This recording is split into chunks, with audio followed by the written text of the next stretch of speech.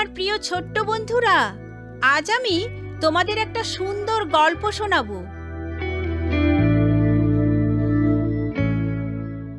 পুরাতন অবস্থানে নতুন জীবন।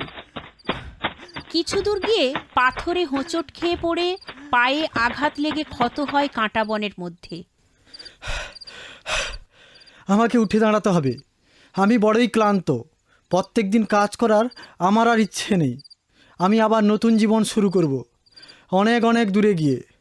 তবে আমাকে সাবধান হতে হবে, যাতে পুনরায় আমি ধরা পড়ে না যাই। পলাতক কৃতদাসদের শাস্তি হয় মারাত্মক। শরীরের যে কোনো স্থানে পুড়ে লাল করা বা মারাত্মক লোহার দাগ দেওয়া হয়, অথবা হিংস্র পশুর খাদ্যে পরিণত হয়। এই চিন্তাটি আনিসিমাসকে আরও দ্রুত বেগে ছুটতে শক্তি জুগিয়েছিল। তার নামের অর্থ হল উপকারী। যে চুরি করে পালিয়ে যায়, তার ক্ষেত্রে কি এ নামটির কোনো তাৎপর্য থাকে? সে নতুন জীবনের স্বপ্ন দেখছিল, যা বিদেশে গিয়ে অতিবাহিত করবে।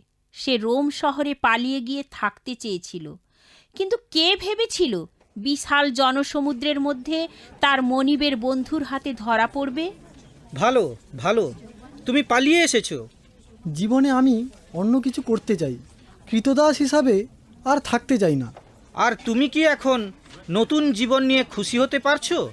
বাস্তবে আমি অনুমান করতে পেরেছি অনেক পার্থক্য হবে যদি আমি পালিয়ে যেতে পারি। তবে অর্থনৈতিক বিষয় একটা বড় ভাবনা। আমি মনে করি খুব একটা খারাপ অবস্থায় ছিলাম না। আনিসিমাস, ভুল পথে তুমি নতুন জীবনের অন্বেষণ করে ফিরছো। রোম শহরে এসেই আনিসিমাস বুঝতে পেরেছে কেবল যিশুর মধ্যেই লাভ করা সম্ভব নতুন জীবন। কেননা তিনি আমাদের পাপ ক্ষমা করে দিয়েছেন আর নতুন মানুষ হিসেবে গড়ে তুলেছেন।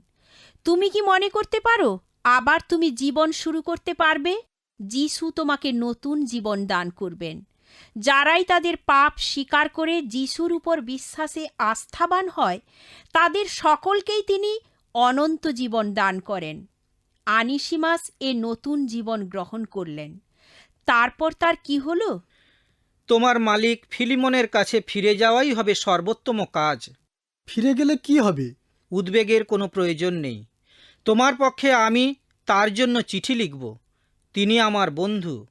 তিনি প্রভু যিশুকে ভালোবাসেন আর তোমাকে স্বেচ্ছায় বরণ করে নেবেন। আর নিশ্চিতভাবে নিশ্চিন্তে আনিসিমাস ফিরে গেল। তুমি পুনরায় ফিরে এসেছো। তোমাকে আমরা সর্বত্র খুঁজে ফিরেছি। এই পত্রটি আপনার জন্য নিয়ে এসেছি। প্রিয় ফিলিমন, অনিসমাসকে আমি ফেরত পাঠালাম। যিশুর সাথে সে নতুন জীবন শুরু করেছে। কোনোভাবে যদি সে তোমার ক্ষতি করে থাকে, তার মূল্য আমি দিয়ে দেব। আর সব কিছু সুন্দর মতো চালাও। ইতি, তোমার বন্ধু পৌল। আনিসিমাসকে ফিলিমন যথাযথভাবে গ্রহণ করলেন, আর সেও আনন্দের সাথে ফিলিমনের সাথে চলতে শুরু করল। যিশুর মাধ্যমে সেই পুরাতন স্থানেই সে নতুন জীবনযাপন করার সুযোগ পেল। বাই বাই ছোট্ট বন্ধুরা, আমি অতসী। তোমাদের প্রশ্নের উত্তর পেতে চিঠি লেখো। All India Masih Jamaat, post box number 6079, west Patelnagar, new Delhi 110008, India.